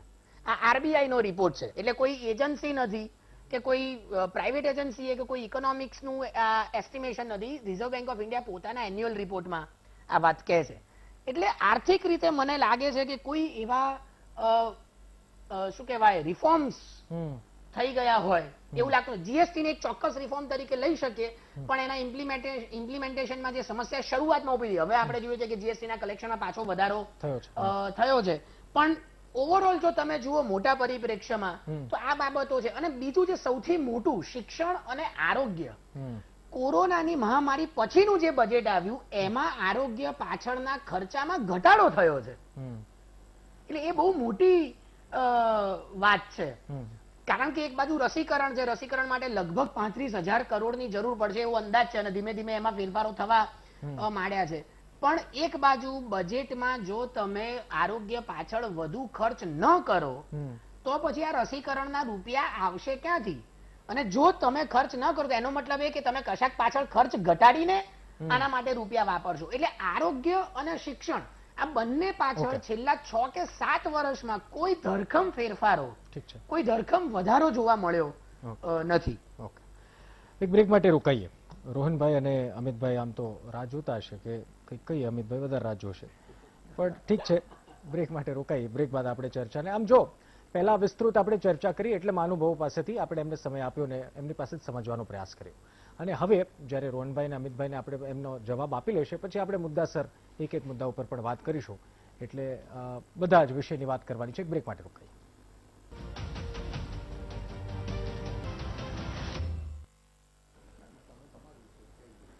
વિરામ બાદ સ્વાગત છે. મહામંથન આપ જોઈ રહ્યા છો. મોદી શાસનના 7 વર્ષ કેવા રહ્યા, આ સવાલ પર આપણે ચર્ચા કરી રહ્યા છીએ. બ્રેક પહેલા આપણે ટેકનિકાલિટીઝ એટલે કે અર્થશાસ્ત્રી પાસેથી, રાજકીય વિશ્લેષક અને વરિષ્ઠ પત્રકારની નજરથી આ 7 વર્ષ કેવા રહ્યા જાણવાનો પ્રયાસ કરીએ. હવે સમય છે કોંગ્રેસ અને ભાજપ પાસેથી જાણવાનો. રોહનભાઈ, આમ તો વિરોધ પક્ષની ભૂમિકામાં છો એટલે 7 વર્ષમાં આપને શું લાગ્યું? આમ તો હું એ સવાલ આપને પૂછવા માંગતો હતો કે 7 વર્ષમાં કોઈ 7 એવી સારી બાબતો આપ જો કહી શકતા હોય, કારણ કે આ કોઈ રાજકીય મુદ્દો આને છંછેડવો અથવા તો તું મેં શરૂ કરવી એની કરતા 7 સારી બાબતો આપ કહો, પછી આપના મુદ્દા પણ રજૂ કરો, એમાં કોઈ વાંધો નથી. નિશ્ચિતભાઈ, આપણા એક્સપર્ટોએ ઘણી બધી 7 સારી બાબતો કરી અને એને જ હું એમાં એડ કરીશ કે બધું જ આવી ગયું. જેમ એમણે કીધું ઈઝ ઓફ એટલે તમે સહમત છો એમને? 7 એટલે સહમત છું. જે એમણે કીધું ઈઝ ઓફ ડુઈંગ બિઝનેસ છે, બધું જ છે. એટલે જે આભાસી ચિત્રની વાત હોય તો અચ્છે દિન આવી ગયા અને ભગવાન કરે આવા અચ્છા દિન ક્યારે કોઈને ના આપે એવી દેશની અને ગુજરાતની જનતા ભગવાનને પ્રાર્થના કરી રહી છે. કારણ કે આવા અચ્છા દિનમાં ઓક્સિજનની લાઈનો દેશે ક્યારે નથી જોઈ, દવાઓ માટે વલખા ક્યારે નથી માર્યા, વેન્ટિલેટર વિના ક્યારે મર્યા નથી કે વેક્સિનની લાઈનોમાં નથી. એટલે આવા અચ્છે દિન દેશ ઈચ્છે કે રાજ્ય ઈચ્છે કે ના મળે. ઈશભાઈ, હું બધા મિત્રોની વાત સાંભળતો હતો કે જ્યારે ઓપ્ટિક્સની વાત આવે કે એને એક બતાવવાની વાત આવે કે દેખાડોની વાત આવે ત્યારે ભાજપ હંમેશા આગળ રહેતી હોય છે, કારણ કે લોકો 18 કલાક જે કામ કરે છે માત્ર દેખાવો કરવાનું કામ કરે છે, એમને હકીકતથી મતલબ નથી. જે પણ પાર્ટી સત્તામાં આવી હોય 2014માં નરેન્દ્રભાઈને ખૂબ ખોબલા મત આપીને લોકોએ વિશ્વાસ આપે, એમના મુખ્ય મુદ્દા કયા હતા? 15 લાખ આપીશું આપણે, ખેડૂતોની આવક આપણે ડબલ કરીશું, દર વર્ષે 2 કરોડ રોજગારો આપીશું, મહિલા સુરક્ષાની વાત કરીશું, ટેક્સ ટેરરિઝમ નહીં થાય, નાના વેપારીઓને ટેક્સના જે અધિકારીઓની એમણે બહુ મોટી વાત કરી, એમની કનડગત નહીં થાય. આ બધા મુદ્દા ઉપર એમની વાત ઉપર ભરોસો કરીને દેશની જનતાએ એમને મોકો આપ્યો. પણ ત્યારથી લઈને તમે 2014ની શરૂઆત જો નિશિતભાઈ, ભૂમિ અધિગ્રહણ કાયદો એટલે પહેલા જે નિયતની વાત હોય, જે સરકારની ઇન્ટેન્શનની વાત હોય, ત્યાં જ સવાલ ઉભો થઈ ગયો. જે ભૂમિ અધિગ્રહણનો કાયદો કોંગ્રેસે પ્રેશર કરીને સરકારે પાછો લેવો પડ્યો, નહીં તો ખેડૂતોની જમીન ત્યારથી છીનવાની ચાલુ થઈ ગયા. ત્યાર પછી આ સરકારે એક પણ એવો મોકો નથી છોડ્યો દર વર્ષે એ પ્રૂવ કરવાનો કે આ સરકાર લાયક નથી, એ બતાવવાનો એક પણ મોકો નથી છોડ્યો. તમે નોટબંધીની વાત કરો, તમે જીએસટીની વાત કરો, તમે કોરોના કાળની વાત કરો, તમે અર્થતંત્રની વાત કરો, તમે ન્યાયતંત્રની વાત કરો, તમે એજન્સીઝની વાત કરો, એક મોકો મને બતાવો એમને છોડ્યો એવું લોકોના મગજમાં નાખવાનું કે આ સરકાર શાસન નહીં કરી શકે. માત્ર વાત કરવાથી નિશ્ચિતભાઈ કામ નથી થતું. તમે આજે સત્તામાં આવ્યા છો, લોકોએ તમને વોટ આપ્યા છે, તમારે કંઈક કરીને બતાવવું પડશે. જે આપણે અર્થતંત્રની બધી બહુ ડિટેલમાં વાત થઈ, મિત્રોનું હું કોંગ્રેચ્યુલેશન કહીશ કે એમનું એનાલિસિસ ખૂબ સારું હતું. આપણે જીડીપીની વાત કરીએ, પહેલી વાર જેમ એમણે કીધું કે 5 વર્ષ કન્ટિન્યુઅસ જીડીપી નીચે આવ્યો હોય, કોરોના તો થયું છે પણ તમે એ પહેલા જો કેમ થયું નીચે. નોટબંધીની વાત હોય, આજે કોઈ પણ વર્લ્ડના કોઈ પણ દેશમાં આ પ્રકારનું સ્ટેપ મને લીધું કહો કે 99.5% નોટો પાછી આવી ગઈ હોય તો એનો ફાયદો શું? તો ક્યાં થયું? કાળું નાણું વિદેશથી લાવવાના હતા, કાળા નાણાંથી 15 લાખ આપવાના હતા. આ બધી વાતોનો મતલબ શું રહ્યો? જીએસટીની વાત કરો, આપણે ગુજરાત રાજ્ય છે એ નાના ઉદ્યોગપતિઓનું, નાના એસએમઈઝનું રાજ્ય છે, એમની હાલત શું થઈ જીએસટીમાં? આજે શા માટે આ સરકારે સેવા કરી? હું માનું છું 7 વર્ષમાં સેવા કરી, પણ માત્ર 5-7 સૂટબૂટના મિત્રોની દિલથી સેવા કરી એમને, એમાં કોઈ કમી ના રાખી. કોરોના કાળમાં ભલે સામાન્ય માણસનું બજેટ છીનવાઈ ગયું હોય, પણ એમનું તો અર્થતંત્ર, એમનું બધું 100% વધ્યું છે. આનું કારણ શું છે કે હું નિશ્ચિત એક મુખ્ય વસ્તુ વાત કરીશ, મુખ્ય મુદ્દાઓની વાત બધી થઈ ગઈ. પ્રાથમિકતા સરકારની શું હોય? કોઈ પણ સરકાર હોય, દેશનું તમે અર્થતંત્ર જોશો તો આપણું જે અર્થતંત્ર, કોઈ પણ જૂની મંદીની વાત હોય કે કોઈ પણ ઇન્ટરનેશનલ ક્રાઇસિસની વાત, આપણે કેમ નીકળી શક્યા? કે આપણને એક નેટ હતી, સેફટી નેટ, કે નાના ઉદ્યોગો. રોજગાર કોણ આપે? નાના ઉદ્યોગો આપે. અર્થતંત્રને બચાવે કોણ? નાના ઉદ્યોગો બચાવે. એના ઉપર જે માર કર્યું આ સરકારે, તમે નોટબંધીની વાત હોય, નોટબંધીમાં તમે કયા મોટા ઉદ્યોગોને લાઈનમાં ઉભેલા જોયા? દરેક નાની ઇન્ડસ્ટ્રી મરી ગઈ. આજે એનપીએ વધી ગયું. નોટબંધી પછી હજી તો એમાંથી ઉભરવાની વાત આવે. જીએસટી, જેમ તમે કીધું ટેક્સ ટેરરિઝમ, 100% ટેક્સ. આજે નાના ઉદ્યોગપતિને પોતાનું કામ છોડીને જીએસટી માટે અલગ ટીમ રાખવી પડે એ સિચ્યુએશન થઈ ગઈ. એટલે તમે એ સ્ટેપ લઈને પછી ધીરે ધીરે તમે એક વર્ષ તમે આવો. આપણે કોરોના કાળની વાત કરીએ કે પહેલું જયારે વેવ આવ્યો ત્યારે જે લોકડાઉન કરવામાં આવ્યું, લોકડાઉનની વાત નથી, પણ જે માઇગ્રન્ટ લેબરની જે હાલત થઈ, રાત્રે 8 વાગે કે મિત્રો કાલથી આ પ્રકારે દેશ નથી ચાલતું. તમારે આયોજનથી, સંવાદથી આ દેશ ચાલે છે. વિરોધ થઈ શકે, ક્રિટિસિઝમ સહન કરવાની શક્તિ હોવી જોઈએ કોઈ પણ સરકારો, એ કોંગ્રેસની હોય કે ભાજપની હોય. મને એકવાર તમે એમ કહો કે સરકારે કઈ જગ્યાએ પોતાના આટલા બધા આજે વિશેષજ્ઞો વાત કરી, એક જગ્યાએ માફી માંગીને એમ કીધું કે ના અમારી ભૂલ છે નોટબંધીમાં, અમે આવી બીજી વાર નહીં કરીએ? નહીં, અમે જે કહીએ સાચું. અંગ્રેજોની થોપોને રાજ કરો, તમે અમે કહી દીધું એટલે તમારે માનવાનું સાચું છે ખોટું. હું તમને અત્યારે ખેડૂતોની વાત કરું, ખેડૂતોની આવક બમણી કરવાની વાત હતી. આજે ખેડૂતો 6 મહિનાથી પોતાની આવક બચાવવા માટે રોડ ઉપર બેઠેલા છે, અને આટલો અહંકાર. આજે ખેડૂત છે સાહેબ, તમે બેસીને ચર્ચા કરો, એમના જે મુદ્દાઓ એનું એ કરો. ના, ખેડૂતોનું કઈ જ નહીં થાય, એનો અહંકાર એમનાથી મોટો છે. આ બધી વસ્તુથી દેશ નથી ચાલતો. છેલ્લી વાત, આપણે કોરોનાની વાત કરીએ.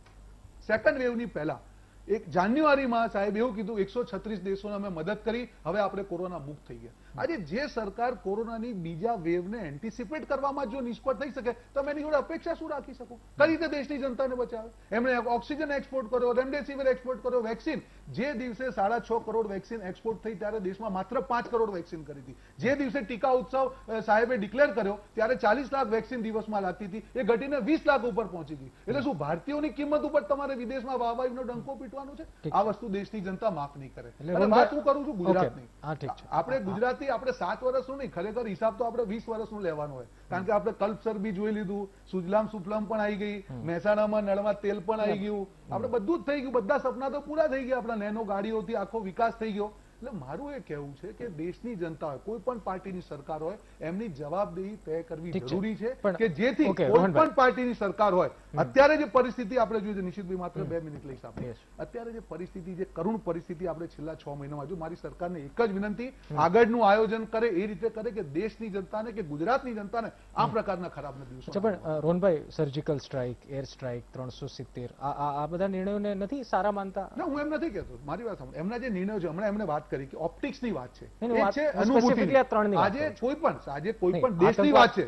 મેં જેમ કીધું, અમે સર્જિકલ સ્ટ્રાઇક જ્યારે પણ, એ દેશના ગૌરવની વાત છે, એમાં કોઈ શંકાની વાત જ નથી. વાત છે કોઈ પણ વસ્તુ હોય, તમે રામ મંદિરની બી વાત કરી, હું પણ એક હિન્દુ છું, 100%ની વાત છે એમાં રામ મંદિરની વાત, પણ એ કોર્ટનો ફેસલો હતો ને કોંગ્રેસે પણ એ જ વાત કરી હતી કે કોર્ટનો ફેસલો હું માંગીશ. હું એમ કહેવા માંગુ છું કે શું આ બધા મુદ્દાઓથી જે ગરીબ માણસ છે, શું એની ઇન્કમ વધી ગઈ, શું એની કોઈ સમૃદ્ધિ થઈ, શું એના છોકરાઓને સારું એજ્યુકેશન મળ્યું, શું એના છોકરાને સારું આરોગ્ય મળ્યું, મને સામાન્ય માણસનું શું ભલું થયું, મને એક વસ્તુ એ કહીને બતાવો. આજે આવક જે છે, જે ઓકે. આવક અમિતભાઈ 23 કહેશે, કરોડ હા. લોકો, એક જ મિનિટ, 23 કરોડ લોકો ગરીબી રેખાની નીચે જતા રહ્યા.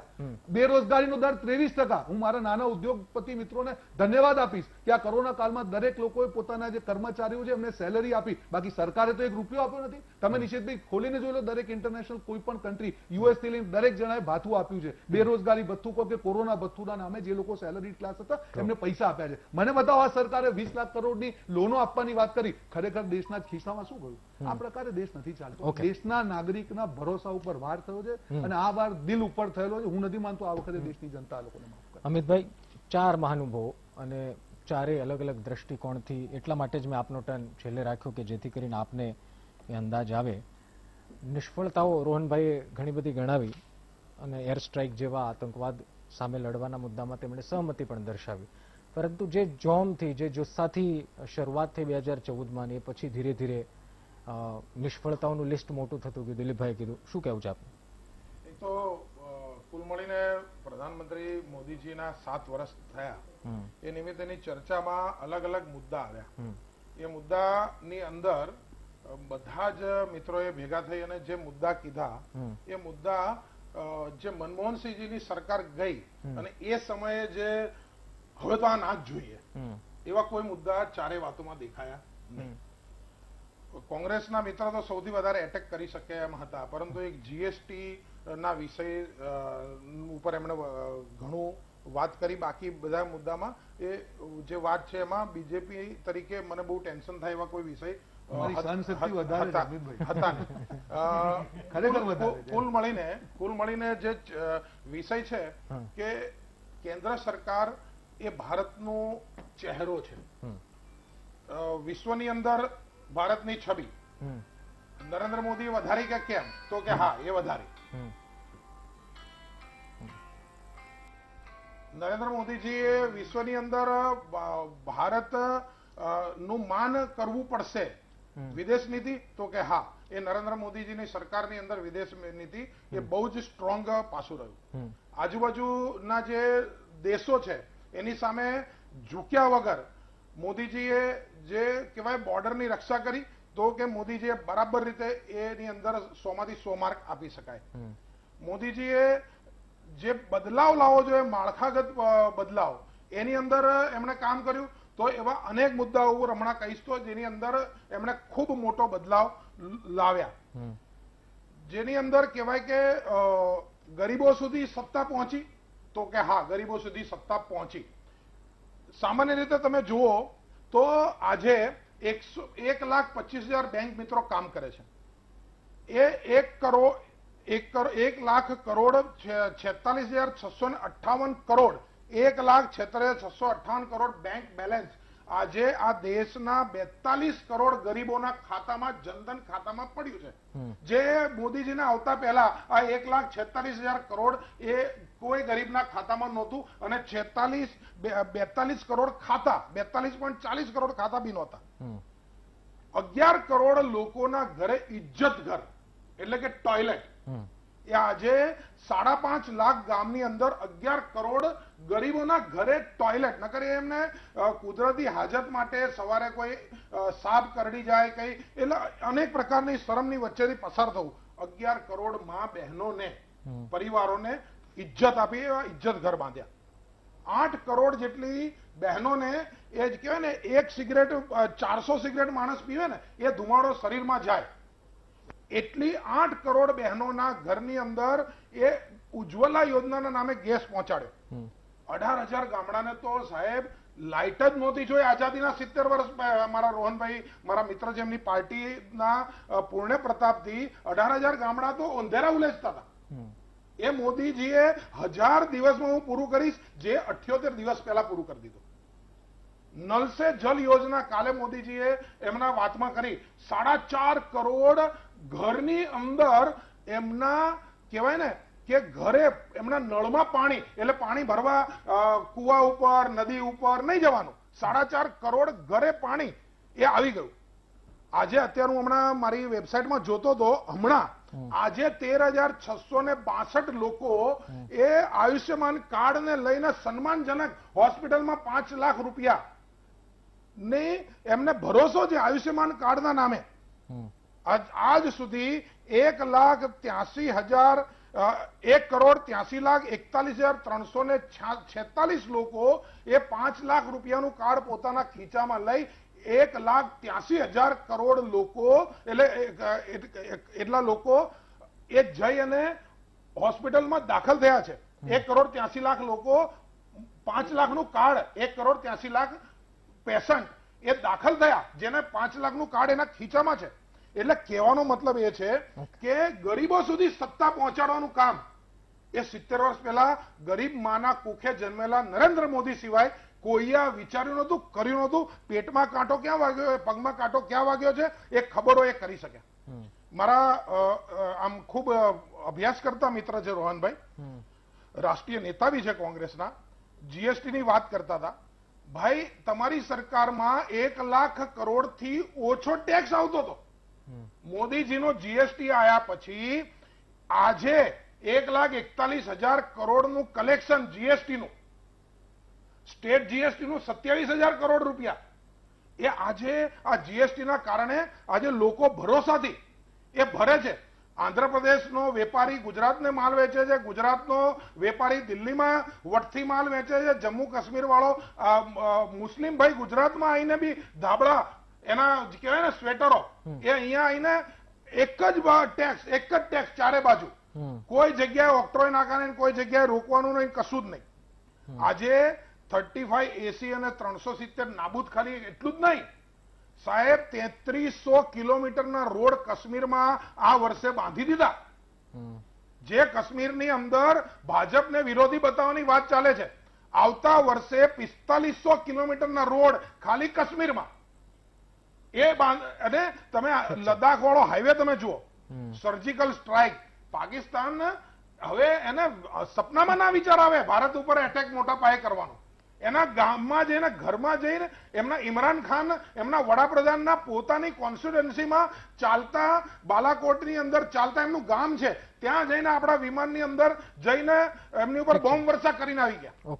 એટલે પાકિસ્તાનને કે આટલે દૂર બાલાકોટમાં અહીંયા સર્જિકલ સ્ટ્રાઇકથી ચાલીને સૈનિકો ઘૂસીને સર્જિકલ સ્ટ્રાઇક કરીને આવ્યા તો દૂર. સીએએ થી આજે પાકિસ્તાન, અફઘાનિસ્તાન, બાંગ્લાદેશના જે લોકો છે, જે ત્યાં બીકોઝ જે હિન્દુ છે, બૌદ્ધ છે, જૈન છે, શીખ છે અને એટલા માટે ત્યાં માર ખાય છે, આવે એવા લોકોને અહીંયા બધા લોકોને કહેવાય ને કે એમની નાગરિકતા. એટલે આ બધું તમે જુઓ તો આજે 20 કરોડથી વધારે રસી, આટલું મોટું તો રસીકરણ ક્યાંય નથી થયું. એટલે ભારતીય જનતા પાર્ટી નરેન્દ્ર મોદીના નેતૃત્વમાં અમને કહેતા, હા અત્યારે જે કહેવાય ને કે કોરોના કાળ આવ્યો, બીજી લહેર આવી અને મોટા એક યુરોપ આખું થઈ જાય ને અને બીજા 2-3 દેશ ઉમેરાઈ જાય, એનાથી મોટો તો ભારત દેશ છે. અને એની અંદર આખું કોરોનાને કંટ્રોલ કરવાનું, અમેરિકા બી જેને કંટ્રોલ નહોતું કરી શક્યું, ત્યાં આગળ 20 કરોડ વેક્સિનેશન આપવાના. ઘણા લોકોને મૃત્યુ થયું, ઘણા પરિવારો આખા એમ કહેવાય ને કે તહેસ નહેસ થઈ ગયા. દુઃખ આપણને સૌને છે, પણ આ કોરોના એ નવી બીમારી છે. રાજગુરુ સાહેબ, સમિતભાઈ, આની અંદર તમને કહું કે 950 મેટ્રિક ટન ઓક્સિજન પેદા કરવો એ આ દેશની ટોટલ કેપેસિટી હતી. એની જગ્યાએ 9800 મેટ્રિક ટન ઓક્સિજન પેદા કરો. ઓક્સિજન પેદા કરીને કઈ એને ગમે તે રીતે નથી લઈ જતો. એવી એટલી ટેન્કરો જોઈએ, એટલી પાઇપલાઇનો જોઈએ, ક્યાંથી લાવવાની રાતોરાત? ઠીક છે. છતાં કર્યું. અને Okay. છેલ્લી વાત કે એક જ ટેસ્ટિંગ લેબ, આ કોરોના આવ્યો ને ત્યારે આખા દેશમાં એક ટેસ્ટિંગ લેબ હતી. આજે 2500 ટેસ્ટિંગ લેબ એટલા એક વર્ષમાં ઉભી કરી છે. લડવાનું છે, સાથે મળીને લડવાનું છે. એકબીજાની સામે આપણે થોક ઉડાડીને બી નહીં લડી શકીએ. કોરોના સિવાય નરેન્દ્ર મોદીજીના બાકીના બધા મુદ્દાઓ એ મારા તમે કહેશો ને, કોરોનાની અંદર જે મેં તમને કીધું એ ગજબ રીતે લડ્યા છીએ અને આગળ ભેગા થઈને લડીશું. ભૂકંપને હરાયો, તોફાન આયા તો એમાં બી હરાયા, કોરોનાને બી હરાઈશું. હા, ઠીક છે. એક બ્રેક માટે રોકાઈ જઈએ. અને 8 કરોડ ગેસ, 4.5 કરોડ પાણીથી, ઓલું નળથી પાણી, આવું ઘણું બધું અમિતભાઈ આંકડા કીધા. હવે આ જો આંકડાની માયાજાળ બહુ ખતરનાક હોય. આ ઓલે મેટ્રિક્સ નેટ ઉપર available છે. મેટ્રિક્સ પિક્ચર જેવું છે. ઓફિશિયલ સરકારી, ઠીક છે. ઓફિશિયલ ના, ના, સરકારી હું તો આંકડા. ખાલી એક પણ ઘરનો આંકડો નહીં, એક પણ ખીચાનો આંકડો નહીં. હું તો જનરલ વાત કરું છું. એટલે આંકડાની, આ તો દર્શકોને અમારા કે આંકડાની માયાજાળ બહુ અલગ છે. તમારા ઘરે ગેસ કનેક્શન આવ્યું હોય એ સારી બાબત છે, નળથી પાણી આવે સારી બાબત છે, નથી આવ્યું તમે 4.5 કરોડમાં નથી. બ્રેક માટે રોકાય. બ્રેક બાદ હવે મુદ્દાસર ચર્ચા કરીશું. બ્રેક બાદ.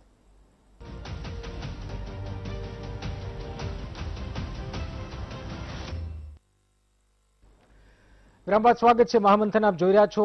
વિસ્તૃત જવાબ પાંચે મહાનુભાવોથી લીધા. હવે એક મિનિટમાં સવાલના જવાબ લેવાનો પ્રયાસ કરીશું એટલે બધાનો ટર્ન આવી જાય. રોહનભાઈ કઈ કાઉન્ટર કરવા માંગતો? 1 મિનિટ મેક્સિમમ આપું છું. કાઉન્ટરની વાતમાં જે આપણે શરૂઆતની વાત કરી, બધા મહાનુભાવ બધા આંકડાની વાત કરી. નહીં, અમિતભાઈ તો આંકડા ગણાવતા હું આંકડા, એમને જે આંકડા ગણાયા અને જે આંકડા પ્રોમિસ કરીને આવ્યા હતા, બંનેમાં બહુ ફરક છે. આજે આંકડા તો હું ગમે તે ગણાઈ શકું. એમણે વાત કરી, હું અત્યારે એમને યાદ અપાઈશ કે પુલવામાનો કેસ 300 કિલો આરડીએસ ક્યાંથી આવ્યો એનો જવાબ અત્યાર સુધી એ લોકો આપી નથી શક્યા. અને તમે રાષ્ટ્રવાદની વાતો કરશો. આ એ પક્ષ છે કે જેને પાકિસ્તાનના 2 ટુકડા કર્યા. હંમેશા રાષ્ટ્રવાદની વાતમાં જે લહુ કોઈએ ગવાયું તો કોંગ્રેસના નેતાઓનું, અને તમે રાષ્ટ્રવાદની વાત કરો છો. આઈએસઆઈને બોલાવીને પઠાણકોટમાં ઇન્સ્પેક્શન કરાવવા રાષ્ટ્રવાદની વાત કરે છે. આ બધી વાતો હવે થાકી ગઈ. ભાઈ તમે કંઈક કરીને બતાવો. અને જે બાંગ્લાદેશની એમના સાહેબ આઝાદીની લડાઈ લડ્યા હતા, હમણાં એમણે કીધું કે હું બાંગ્લાદેશની આઝાદીની લડાઈ લડ્યો, એ બાંગ્લાદેશની પર વ્યક્તિની ઇન્કમ ભારત કરતા 27% વધી હોય, આવું ભારતના ઇતિહાસમાં પહેલી વાર બન્યું છે. એટલે એટલી બધી વસ્તુ પહેલી વાર બની છે કે તમે વિચારી ના શકો. પહેલી વાર બન્યું છે કે 5 લાખ કરોડના ગોટાળા બેંકમાં, કાલનો આરબીઆઈ નો રિપોર્ટ છે. પહેલી વાર બન્યું છે કે 12 કરોડ નોકરીઓ દેશમાં ગઈ હોય. પહેલી વાર બન્યું છે કે આટલા બધા ખેડૂતોએ પોતાની જાન ગંવાવી પડી કે પોતાની ઇન્કમ બચાવે. પહેલી વાર બન્યું છે કે નાના વેપારીઓ બિચારા વલખા મારવા મળ્યા. પહેલી વાર બન્યું છે કે મહિલા સુરક્ષાના મામલામાં દેશ ક્યાંય પાછળ જતો રહ્યો. પહેલી વાર બન્યું છે કે હેપીનેસ ઇન્ડેક્સમાં દેશ પાછળ જતો રહ્યો. પહેલી વાર બન્યું છે કે હંગર ઇન્ડેક્સ, નહીં, એક જ મિનિટ, ગરીબી ઇન્ડેક્સમાં પાકિસ્તાન જેવા દેશો કરતા પણ આજે ભારત પાછળ જતો. એનો જવાબ આપો ને તમે. ઠીક છે. કેમ ચૂપ છો તમે? એનો કોઈ જવાબ નથી. દિલીપભાઈ, અહીંયા ચર્ચા આપે પણ સાંભળી. પહેલો ટર્ન આપનો હતો, ત્યારબાદ ઘણા બધા મહાનુભાવોએ ઘણા બધા વિષય ઉપર કીધું અને અમિતભાઈ છેલ્લે આંકડા પણ ગણાવ્યા. પણ 7 વર્ષમાં જે દેશમાં સ્થિતિ ઊભી થઈ, અથવા તો આ મહામારીને આપણે બાદ કરીએ, પરંતુ આવી તો લડી જ રહ્યા છે, પરંતુ એની સિવાયના જે 5 વર્ષ આપણે જોયા છે, 5-6 વર્ષ લાગે છે ઘણું સારું થઈ શકતું હતું, અથવા તો આશા પર જો ખરા ઉતર્યા હોત તો ઘણું પરિણામ સારું મળતું કેન્દ્ર સરકારને? હા, એ તો બિલકુલ છે. એટલે મેં જે અમલદારીની વાત કરી અથવા તો જે કેન્દ્રીકરણની વાત હવે કરવાનું છું કે કેટલું સત્તાનું કેન્દ્રીકરણ થયું, પોતાના જ પ્રધાનોને પણ નહીં પૂછવાનું, અમલદારોને આશા કરવાનું, પોતાની રીતે નિર્ણય લઈ લેવાના, આવીને લોકડાઉન જાહેર કરી દેવું, એને કારણે નુકસાન થયું. નહીં તો કરી શકાયું હોત. જીએસટીમાં શક્યતા હતી અને બધા પક્ષો જ સંમત હતા, એમાં સર્વસંમતિ થયું હતું, પણ બધા સાથે મળીને ઓછા રેટ રાખવાના હતા અને પેલા એનું ઇન્ફ્રાસ્ટ્રક્ચર તૈયાર કરવાનું હતું, પછી કરો. એટલે નથી થઈ શક્યું એ વાત છે. બીજું જે આપણે વાત કરી કે હવેની યાદી છે લગભગ લંબાતી જાય એમ છે નિષ્ફળતાઓની. અત્યાર સુધી આપણે લગભગ બેલેન્સ જેવું હતું. એમાં મેં ચીનનું નામ પહેલી વાર નહોતું લીધું, બીજી વાર એટલા માટે લઉં છું કે ચીનની પરિસ્થિતિ અત્યાર સુધી આપણે ટક્કર આપી છે, પણ ફાઇનલી શું થશે એના માટે વેઇટ કરવું પડશે. કારણ કે ચીને કહ્યું છે પ્રમાણે ગયું છે કે નથી ગયું આપણને ખાતરી નથી ને ભવિષ્યમાં શું થશે. પછી ઓવરઓલ છે ને સુધારા તરફી છે એવી એક છાપ હતી નરેન્દ્ર મોદીની કે એ રિફોર્મ કરશે. પણ પછી જે એક ઉલ્લેખ થયો જમીન અધિગ્રહણનો, એનું એટલું બધું રિએક્શન આવ્યું કે પછી ઉલટું થયું છે. ઘણીવાર સુધારા અટકી પણ થયા. જયારે સુધારા થયા ત્યારે વિરોધ થયો. દાખલા તરીકે કૃષિ સુધારા માટે કૃષિ સુધારાની માંગ બધાએ કરી હતી, પણ જયારે કર્યા ત્યારે એનો વિરોધ થયો. કારણ કે તમે વેપારીની બાજુમાં ઉભા રહીને કર્યા, વેપારીને અનુકૂળતા થાય એ રીતે સુધારા કર્યા. તમારે ખેડૂતને અનુકૂળ પડે અથવા ખેડૂતની બાજુમાં રહીને સુધારા કરવા, એટલે સુધારા કરવાની કોશિશ થઈ ત્યારે પણ નથી. શ્રમમાં પણ એવું થયું. શ્રમમાં ઇન્ડસ્ટ્રી માંગે છે અને બીજેપી છે ઇન્ડસ્ટ્રી ફ્રેન્ડલી ગણાય છે, પણ જ્યારે શ્રમ સુધારા થયા ત્યારે અગેન વાત એ જ આવી કે કામદારો પણ નારાજ થયા અને ઉદ્યોગ અને ખાસ કરીને MSME જેને આપણે કહીએ છીએ એ પણ નારાજ થયા. એટલે આ બધી બાબતો એવી છે કે છે, પણ આ બધી બાબતો હું એમ કહું છું કે અનિશ્ચિત છે. આગળ જતા આપણને ખબર પડશે. સ્માર્ટ સિટીની વાત કરવી, ચમકદમકની વાત કરવી, મેક ઇન ઇન્ડિયાની વાત કરવી, આ બધી બાબતોનું સફળ કે નિષ્ફળ એના માટે હજી મને લાગે છે બીજા 3 વર્ષ જોઈશે.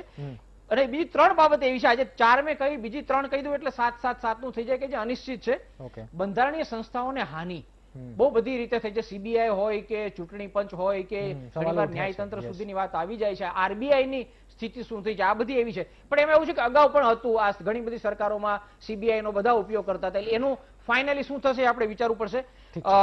વિભાજનની નીતિ અને ફેડરલિઝમને માન નહીં આપવું, રાજ્યો સાથેના સંબંધો જે રીતે બગડાય. અને છેલ્લું કહી દઉં, ચૂંટણીની આચાર સંહિતા એ માટે જે એટલે જેને કહીને કે બધું ચૂંટણી કેન્દ્રી થઈ ગયું. એન કેન પ્રકારે ચૂંટણી જીતવી અને રાજકીય સ્પર્ધાની પણ દુશ્મનાવટ હોય, લડાઈ હોય, એ આપણે છેલ્લે જે પશ્ચિમ બંગાળમાં જોયું એ બહુ દુઃખની વાત છે. ચૂંટણી આપણા પાયામાં છે, એમાં સ્પર્ધા હોય, એમાં લડાઈ ના હોય ને આચાર સંહિતાનું પાલન જે સત્તા સ્થાને બેઠા હોય, જે ઉપર બેઠા હોય, જે લોકપ્રિય હોય વડાપ્રધાન, એને વધારે પાલન કરવાનું હોય. પણ તમે 10-10 અને 5-5 લાખની સભા કરો, સવારે સલાહ આપો રાજ્યોને ભીડ નહીં કરતા અને ત્યાંથી સીધા વિમાનમાં બેસીને જઈ ભીડ ભેગા કરો અને માત્ર ચૂંટણી જીતવી, આ એક જ લક્ષ્યનું જે રાજકારણ દેશમાં આવ્યું છે, એનું શું થશે એનો નિષ્કર્ષ આગળ જતા નીકળશે. સુધીરભાઈ, જે નિર્ણયો લીધા 7 વર્ષમાં, નોટબંધી, GST, સારું પાસું પણ હશે.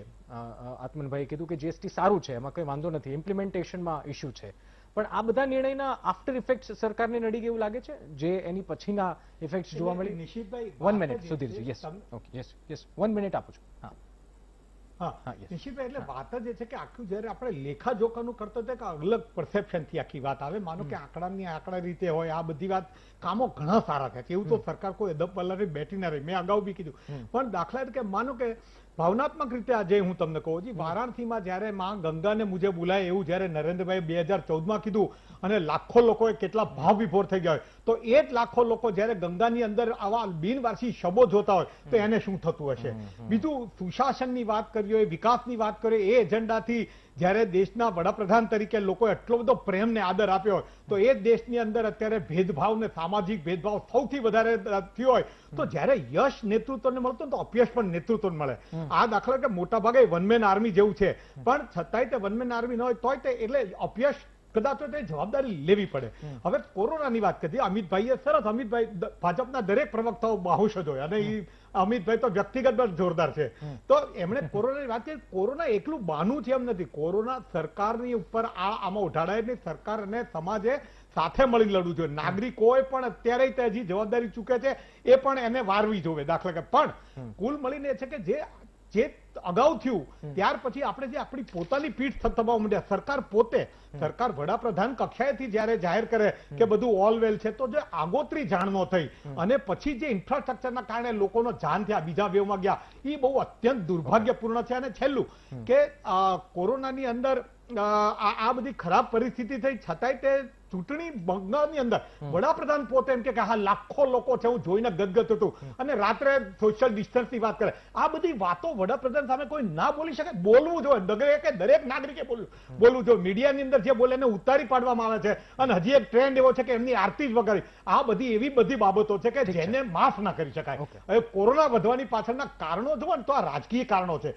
તમે ચૂંટણીઓ ન કરો, કેટલાય લોકોના જાન બચી ગયા. કોણ બોલે? કોઈ બોલતું નથી. અમારા જેવાય બોલવું પડે. ગમે એટલી કિંમત સહન કરવાની તત્પરતા છે, પણ એ બોલવું જોઈએ. એટલે લેખાજોખામાં છે ને બધી સિદ્ધિઓની જ વાત હોય, વેદનાઓ જે પ્રજાની અપેક્ષાની સામે વેદનાઓની અત્યારે વાત છે.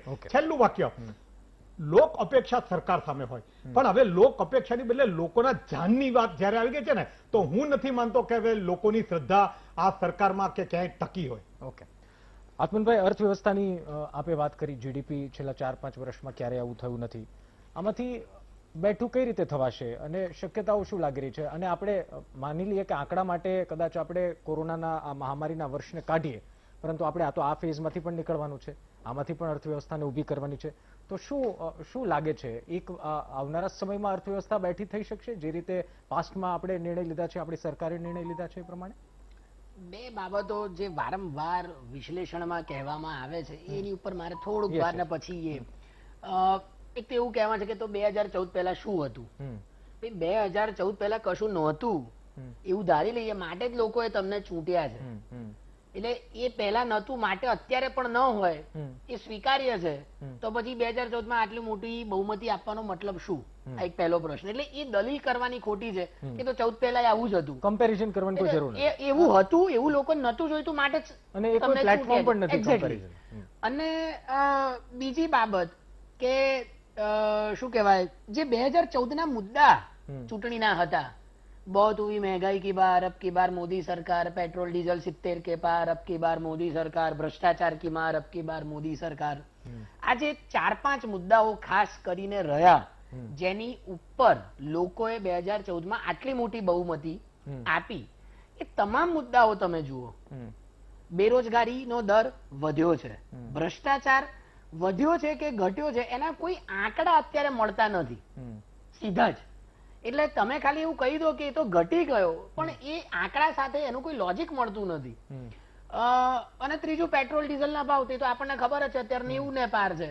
અમદાવાદમાં જ 91 રૂપિયા ભાવ ચાલે છે, અમુક જગ્યાએ 100 રૂપિયા છે.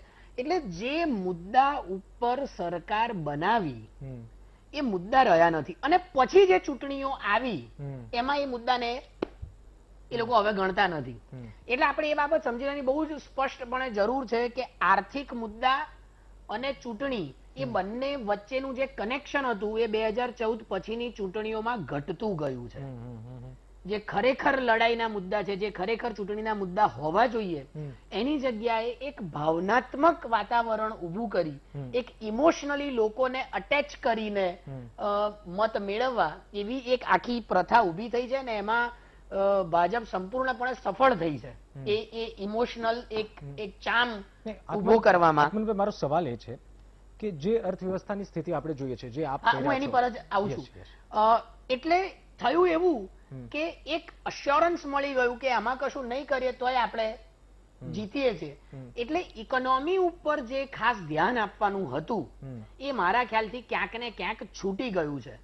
સૌથી વધારે જો ભારતના અર્થતંત્રને ઊભું કરવું હોય, એને આગળ વધારવું હોય, તો દેશની અંદર જે લોકો વપરાશ કરે છે અને દેશની અંદરના લોકો ઇન્વેસ્ટ કરે છે, જેને આપણે ડોમેસ્ટિક ડિમાન્ડ અને ડોમેસ્ટિક ઇન્વેસ્ટમેન્ટ કહીએ છીએ. ભારતનું અર્થતંત્ર, ભારતની જીડીપી એની ઉપર ટકેલી છે. એટલે એ વાત પણ ખોટી છે જો આપણને કોઈ એવું કહે કે આ તો વિદેશમાં મંદી છે એટલે ભારતમાં મંદી આવી, તો એ લોજિકમાં બહુ ઝાઝો દમ નથી. કારણ કે ભારતીય અર્થતંત્ર એ એક્સપોર્ટ ઉપર આધારિત નથી. India is not export led economy જેવું ચાઇનામાં છે. આપણે ડોમેસ્ટિક કન્ઝમ્પશન અને ડોમેસ્ટિક ઇન્વેસ્ટમેન્ટ ઉપર નભીએ છે. હું તમને આંકડો આપું, લગભગ ભારતના ઇતિહાસમાં, ફરીથી હું એ શબ્દ કહું છું, ભારતના ઇતિહાસમાં પહેલી વખત એવું બન્યું હશે કે સળંગ 4 વર્ષ સુધી ડોમેસ્ટિક કન્ઝમ્પશન ઘટ્યું હોય. 2016, 17, 17, 18, 18, 19 ને 19, 20, 2021 પાછું બાદ કરીએ, 8% થી ઘટીને 5% થયું. એટલે આ જ્યાં સુધી નહીં વધે, જ્યાં સુધી સામાન્ય માણસ, મિડલ વર્ગ એ બજારમાં આવીને ખરીદીઓ નહીં કરે, ત્યાં સુધી આપણી ઇકોનોમી ઊભી નહીં થાય. એટલે ફરી જે આત્મનિર્ભર ભારત પેકેજ જાહેર કર્યું એમાં તમે જુઓ, ખરેખર સરકારની તિજોરી પર બોજો માંડ 1 કે 2% છે જીડીપી ના. જે આપવામાં આવે છે કે જીડીપી ના 10% ખર્ચો કર્યો, ખરેખર 10% છે જ નહીં. સરકારની તિજોરી પર તો 1 કે 2% છે, બાકી તો તમે લોન આપી છે. પણ બિઝનેસમેન લોન લેવા ક્યારે જશે? જ્યારે એની વસ્તુઓ બજારમાં વેચાશે તો એ નવું ઉત્પાદન કરવા લોન લેવા જશે કે ઇન્વેસ્ટ કરશે. એટલે સરકારે કન્ઝ્યુમર કોન્ફિડન્સ સતત દેશની અંદર વધતો રહે એ સૌથી વધારે મહત્વનું છે. ભ્રષ્ટાચાર સિસ્ટમેટિક થઈ ગયું. એક જ વાક્ય કીધું એટલે ભ્રષ્ટાચાર કીધું ને, એ સિસ્ટમેટિક થઈ ગયું. 500 રૂપિયામાં રસી મળતી હતી, તમને 1000 રૂપિયા મળે અને એને મેદાન અને સ્ટેડિયમ મફતમાં મળે. એવું એટલે તમારે કટકે કરવાની જરૂર નહીં. અચ્છા, ઓર્ગેનાઇઝડ કરપ્શન. અચ્છા, એક બ્રેક માટે રોકાઈએ અને બ્રેક બાદ આગળ ચર્ચા કરીશું. અમિતભાઈ રાહ જોવે છે, મેં પહેલા બ્રેકમાં કીધું એમ, એમની પાસે જવાબ લઈશું બ્રેક બાદ.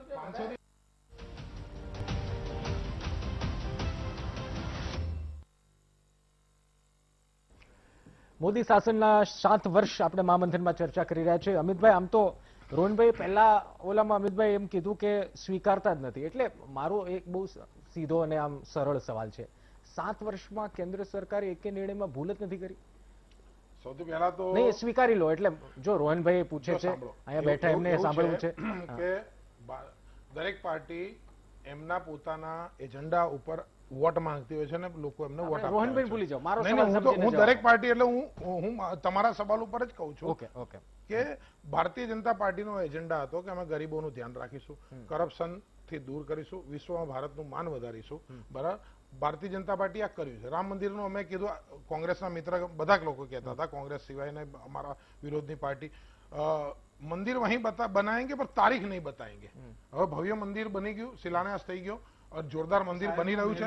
સાંભળો સાંભળો સાંભળો સાંભળો સાંભળો સાંભળો અરે અમિતભાઈ, ભાઈ, એક request છે. સાગરમાલા પ્રોજેક્ટ બી ચાલે છે. 20,000 કરોડનો અમિતભાઈ, બંગલો બનાવો, સાગરમાલા પણ પ્રોજેક્ટ ચાલે સામાન્ય છે, એ બી માણસને બોલો, છોડી એ દો. બી બોલો. અરે જે કેવું- સામાન્ય અમિતભાઈ, માણસ છે આજે બરબાદ રોહનભાઈ, થઈ ગયો છે રોડ હું ઉપર. તમારી વચ્ચે બોલ્યો તો. રોહન, બોલો હું જે તમે જે અમિતભાઈ, એક request. પાર્લામેન્ટ બનાવવાનો વિરોધ એક request, કરનારા એક મિત્રોને request. મારે કેવું એક છે, request. રાજગુરુ એક સાહેબ, request. મોદી બહેનનું નેટ વિરોધ. ઉપર- રોહનભાઈ, નેટ ઉપર એક request. બીજા એના કરતા એક request. 4 ગણા મોટા Okay. એ પ્રોજેક્ટો આ અમિતભાઈ, દેશમાં ચાલી રહ્યા પ્રાથમિકતાની છે. વાત છે. ઓકે, મારી એક રિક્વેસ્ટ છે અમિતભાઈ, સવાલનો જવાબ આપો. રામ મંદિરની વાત થઈ ગઈ, બીજી વાત થઈ ગઈ. મારો સવાલ સિમ્પલ છે, 7 વર્ષના શાસનમાં લીધેલા નિર્ણયમાં કોઈ સરકારે ભૂલ નથી કરીને ભૂલ કરી છે તો પછી સ્વીકારવામાં શેની ભૂલ? માણસ માત્ર ભૂલને પાત્ર. થઈ છે કે નહીં? હા, સાંભળો, નહીં, માણસ નહીં. માત્ર ભૂલને પાત્ર. થઈ છે કે નહીં? પરંતુ જો એવું છે, આ મને લાગે છે પરંતુ બો- કહી દો, નહીં, આજે નહીં, કહી દો, રાજગુરુ અમિતભાઈ, સાહેબ, મને આવી ગયું બોલવા તો છે દો. અહીંયા આવી ગયું સુધી. છે. જો આવી ગયું. બોનાફાઇડ ભૂલ અને કહી દો, માલાફાઇડ ભૂલ, નોટબંધી. અચ્છા, હા. બરાબર, બોનાફાઇડ ભૂલ ને માલાફાઇડ આ ભૂલ. તો બોનાફાઇડ ભૂલ માલાફાઇડ કઈ ગઈ? ભૂલ મોદી સરકારથી એક પણ નથી થઈ. બોનાફાઇડ બોનાફાઇડ કેટલી ભૂલ થઈ? થઈ હોય કઈ તો છે? એ સર કઈ આંખો કઈ? પર કઈ નથી, કઈ? મને નથી દેખાતી. નોટબંધી મને શું દેખાતી છે? હોય અચ્છા, તો ઠીક. મારા કોંગ્રેસના મિત્રો મને કહે. નોટબંધી માલાફાઇડ છે કે બોનાફાઇડ છે?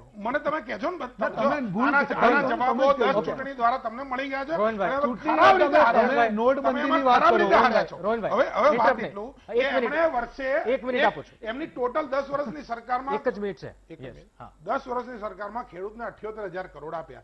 મોદી સરકારે દર વર્ષે 88,000 કરોડ આપ્યા. બરાબર, તો કોણ કે વધારે કિસાન તરફી? એટલે તમે કિસાન તમે બેઠા છે સાંભળો, રોડ ઉપર. રોહનભાઈ, interrupt, please, સેટેલાઇટ ની અંદર 5 લાખ રૂપિયાની અંદર આપણે અહીંયા બેઠા છે ને, ત્યાં 5 લાખ રૂપિયામાં ગરીબને ઘર મળે છે. પાણીપુરીની લારી વાળો પોતાના ઘરનું સપનું એ દેશના બધા મોટા મોટા શહેરમાં પૂરું કરી શકે. 2.5 કરોડ ઘર એ બધાને મળ્યા. ઓકે.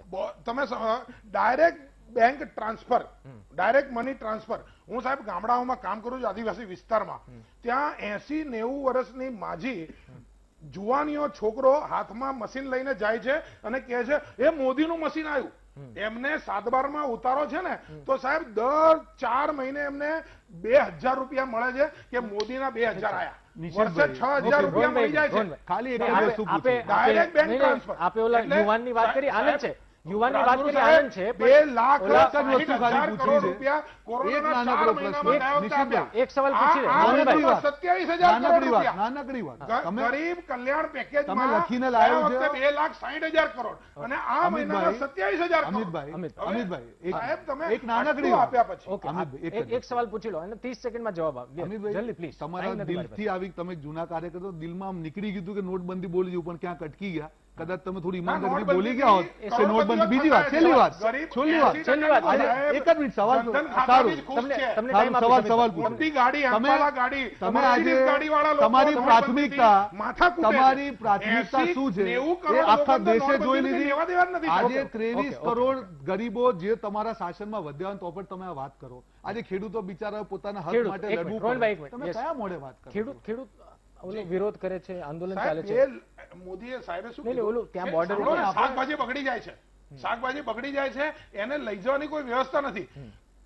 જે કિસાન ટ્રેન ચલાવી ને એની અંદર 2 લાખ ટન શાકભાજી ને ફ્રૂટ એ ગઈકાલે ખેડૂતો જે મરી ગયા એની વાત કરીએ છીએ, અમિતભાઈ. આ દેશના મારા અરે તમારા દેશને બેના મનની વાતમાં પ્રધાનમંત્રી 4 સવાલ છે. 2 પૂછાવો લાખ તો ટન સુધીરભાઈના સવાલ શાકભાજી. પૂછાવો. કૃષિ એક એટલે કિસાનનું મનની વાત છે. જનની વાત થઈ જાય. કે કોંગ્રેસે સુધીરભાઈને ક્યારે કોઈ સવાલ કર્યું? પૂછો. કોંગ્રેસે ક્યારે કર્યું? રોહનભાઈ, એક મિનિટ, રોહનભાઈ.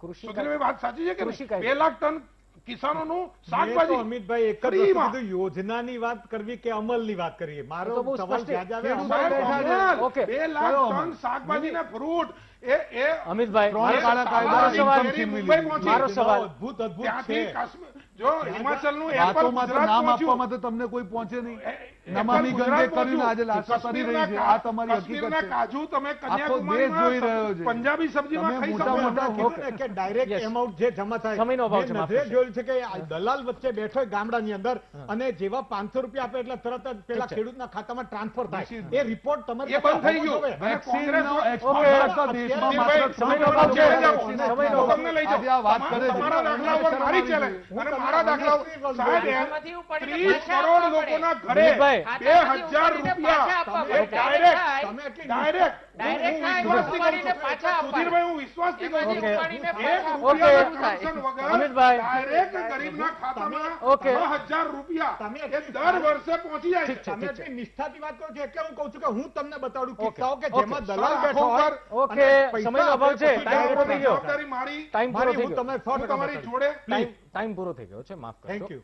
સમયનો અભાવ છે. આ પાંચે પાંચ મહાનુભાવો અમારી સાથે જોડાયા એ બદલ આપનો ખૂબ ખૂબ આભાર. રોહનભાઈ, અમિતભાઈ, સુધીરભાઈ, દિલીપભાઈ અને આત્મનભાઈ, આપ તમામનો આભાર. દર્શક મિત્રો, 7 વર્ષના શાસનમાં શું થયું એ આમ તો આ ચર્ચાથી આપણે થોડું વિસ્તૃત અંદરથી જાણવાનો પ્રયાસ કર્યો, પરંતુ આ 7 વર્ષમાં તમે શું જોયું એ તમને ખબર છે. અમિતભાઈ કહે છે કાશ્મીરના સફરજન અહીંયા આવી ગયા, 350 કિલોના છે, કિલોનો ભાવ 350-400 છે, એટલે એ કદાચ અને એ પાછું આપણે નથી મળતા ને એટલે ખુશ નથી થતા લોકો. ઠીક છે.